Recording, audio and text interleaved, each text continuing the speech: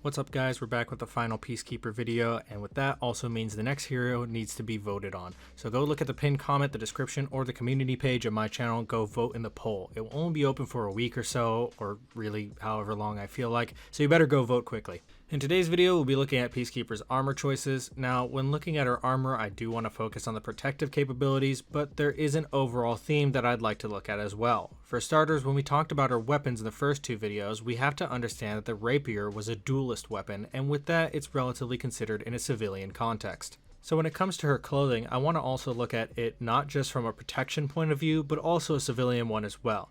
I think the original idea behind the character, before the entire lore behind the game developed into magic rocks and cliche good versus bad, I'd like to think that the original concept of Peacekeepers was an intelligence officer role that could fight if need be. That means being more covert in its prime objective with the ability to be overt if necessary. Moving on to the actual armor pieces, we will start with the Helm, I say in quotes.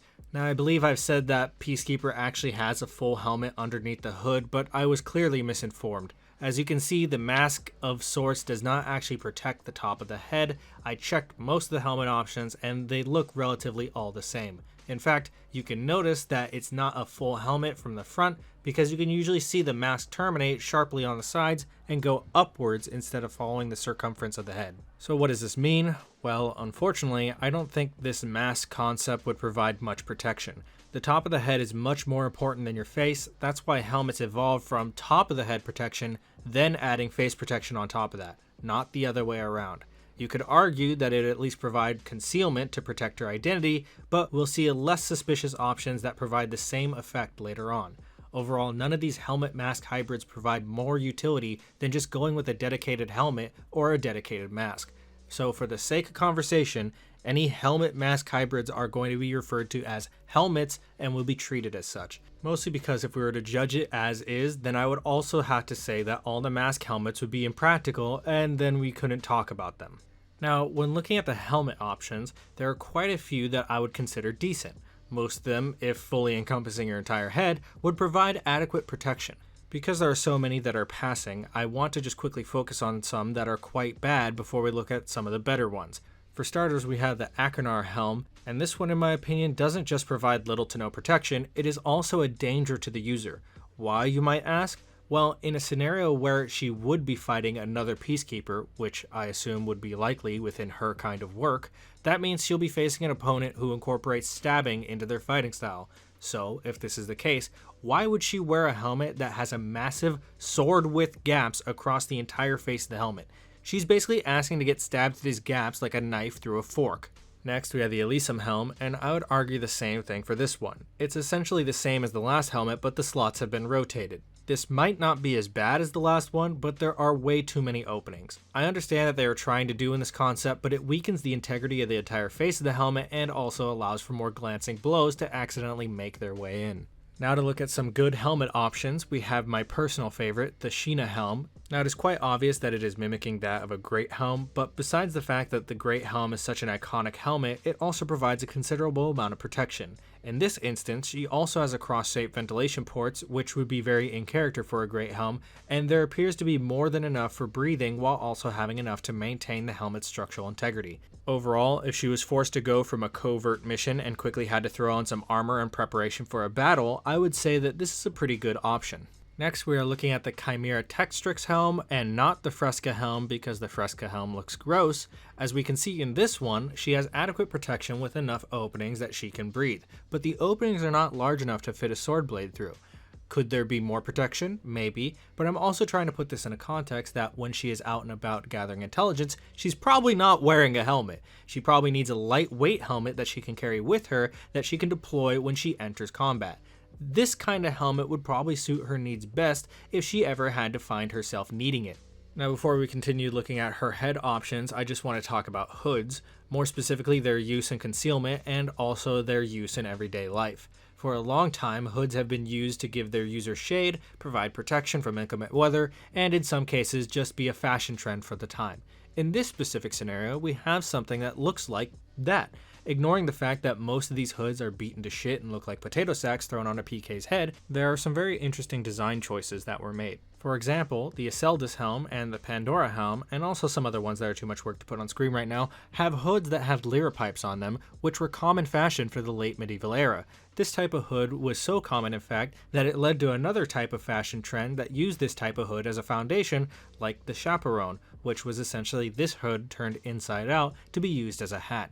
In fact, the YouTube channel Knight Errant, who I had previously mentioned on this channel before, has done an entire video on hoods like this before, and he is so much more knowledgeable than me, so I implore you to go watch his videos if you are interested in learning more about historical medieval attire. That being said, one final point that I'd like to make about hoods, which I will say is anecdotal based on my experience, is that they wouldn't be the most reliable thing to have for combat, or really fast-paced movements, I should say. For example, wearing a hood while moving very fast, like maybe on horseback, will pull your hood down. Wearing a hood while moving against windy conditions will also pull your hood down. Somersaulting over your opponents while performing flashy dagger techniques, while I must say I have no experience with, I could probably say will pull your hood down. So while I do think that a hood would be useful in blending in and staying covert in densely populated urban areas, I think that with the type of work Peacekeeper has been seen doing, it doesn't make as much sense to use a hood when she could be using a face wrap or some sort of full head mask, kinda like a helmet of sorts, to conceal herself when moving around in inclement conditions. Moving on to another piece of headgear, yes, we are still talking about headgear, this ride stops for no one, and keeping in theme with our historical medieval hoods, we have the Capulet helm. This one is the first one we are looking at that isn't meant for protection in mind, instead has a type of Venetian mask with a gold inlay. This would work very well with concealing one's identity if they wanted to not just blend into a crowd, but also cover their entire face as well.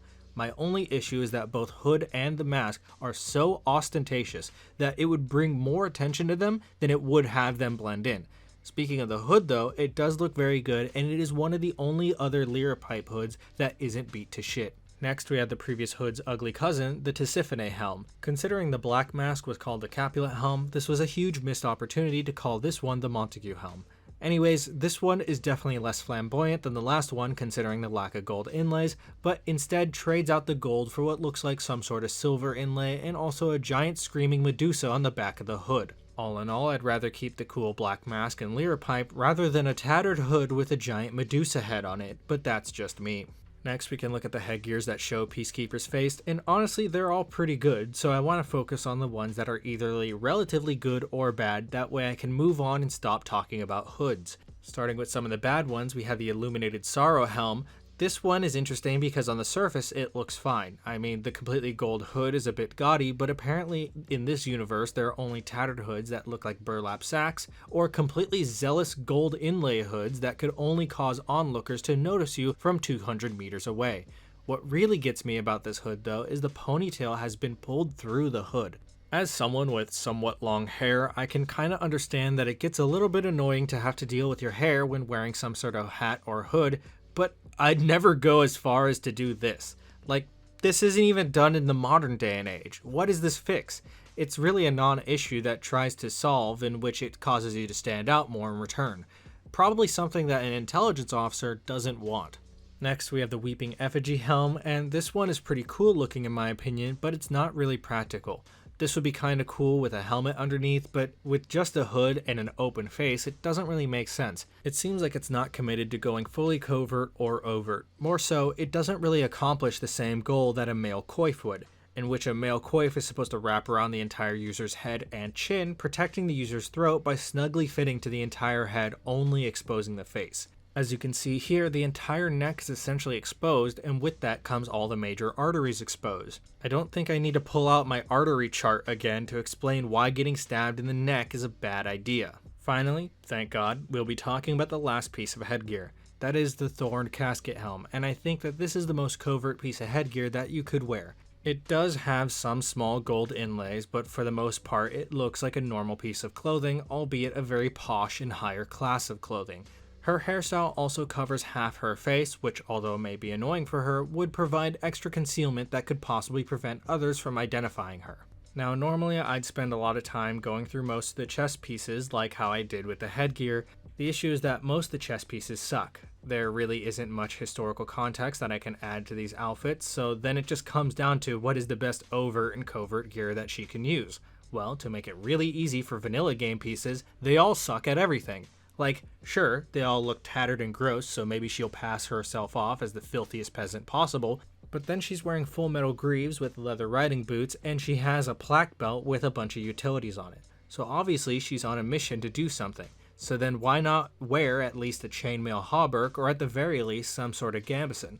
Like, it makes no sense to go on a mission with no armor. The only vanilla game armor set that could maybe work is the Onyx Abyss chest, and hang on with me because this is going to be a stretch, with the idea that she would be infiltrating some sort of place at night and can't bring metal armor because it would make too much noise. So that means minimal gear with the most blacked out armor possible. The issue with this concept is that the Marching Fire sets can do the same exact thing. Not just can they do the same thing, they can do them better. So setting aside the extremely niche scenario, let's see what the Marching Fire armor pieces can bring. For starters, no obvious armor, a corset with riding boots, which seems like normal attire for someone who might be traveling on horseback, and a normal belt with pouches and a single-edged knife. Single edge is important because a double-edged knife only has one purpose, fighting. A single-edged knife is a utility knife, so sure, it could be used in defense if you had to, but no one is going to look twice at someone carrying an everyday utility knife. So overall, these all seem pretty good at being covert, but what about being overt? Surely that awful strip of scale armor known as the Chimera Textrix chest has to be the best overt chest piece, right? It's the only true armor she has. Well, setting aside what I already said in the Year 5 Season 2 armor review where I talked about how this little strip doesn't even protect her own chest, let alone her ribs and other exposed parts of her torso, none of it matters because the Marching Fire set also somehow beats this too. Introducing the Weeping Effigy set. You would almost miss it if you weren't actively looking for it. As you can see, there is a small sliver of chainmail that hangs from her torso down to her thighs. The only thing we can insinuate from this is that she's wearing a chainmail hauberk underneath her corset. And if it truly were a hauberk and provided the entire torso with coverage, then that means that not just is this one of the best covert options, it would also be one of the best overt options. Overall, I really think that Peacekeeper has style, but she has no direction. I'm going to touch on that a bit more at the end of the video. Now moving on to the arms, things just keep getting worse. Almost every piece of armor has spikes on it. I actually want to vomit. Out of the 26 pieces of arm options she has, almost 20 of them have spikes, 18 if you want to cut them some slack. There is so little to work with, I don't even know where to start. I guess I'll just go with my best pick for overt and protective armor, and that would be the Fresca or the Chimera Textrix arms. This one has a well-fitted pauldron, at least fits better than all the other ones. Besides that, I feel like there should be more. A proper bracer could be useful. I get that they only wanted to put a pauldron on her sword arm, and I would understand that if she just used her sword, but we have seen her in her fighting style where she uses her dagger defensively as well, and in return exposes the entire half of her unprotected body as well. I feel like in the compromise that they wanted her to look lightly armor, they forgoed most of the armor in general and ended up just making her look unprepared overall. Next, we can look at our covert arm options, and surprise, surprise, it's a Marching Fire set. This is a difficult choice as the sleeves work better with their corresponding hood. The issue is that the hoods and the sleeves are gaudy and ostentatious as fuck. You literally turn into a walking Christmas ornament with these sets on. But what about the pattern that we have on the hood? That one isn't that bad, right? You are right. It's pretty tame. That's why it's unfortunate that the only tame pattern has fucking spikes on it. Ubisoft, if you are listening, whatever I did to you guys, I apologize. It's like all these armors are masterfully crafted being so close to being good, but then have it all come crashing down at the end. I genuinely think that Ubisoft is trying to troll me with these armor sets, which I think will lead us to the closing statement that I'd like to make. I think that Peacekeeper has an identity crisis. Her armor doesn't reflect what kind of character she is, and it doesn't work well with anything that she does. If you want to make her a dedicated knight that plans to go into battle, you don't have a lot to work with. If you want to make her look like a clandestine intelligence officer working on gathering information covertly, then you can't do that either. Your options are a ragged peasant girl who's never washed her clothes and wears incompetent armor, or an ostentatious noble with gold on everything and is actively trying to be the center of attention. Now, like always, I have no issue if that is your thing. If you like this, then good on you. My issue is the lack of diversity, and with none of this really correlating lore-wise with this character. But I suppose none of this matters anyways, since we haven't gotten unique content for the original roster in over a year, and lore has been thrown out the window a long time ago. I think that'll wrap up this one for this video. Shout out to my YouTube members, particularly Grant Boric, Vodka Lover 420, Shadow Eagle 04, and S4 Side for being the highest tier of members. If you'd like to become a member as well, the join button is down below. Also, if you enjoyed this video, hit the like button as it helps get the video out to others. Subscribe if you want to see more content like this. If you have any questions, comments, concerns, or favorite Peacekeeper armor clothing thingy that you'd like to share, then go ahead and leave it down below. Like always, thank you very much for watching and have a great day. Peace.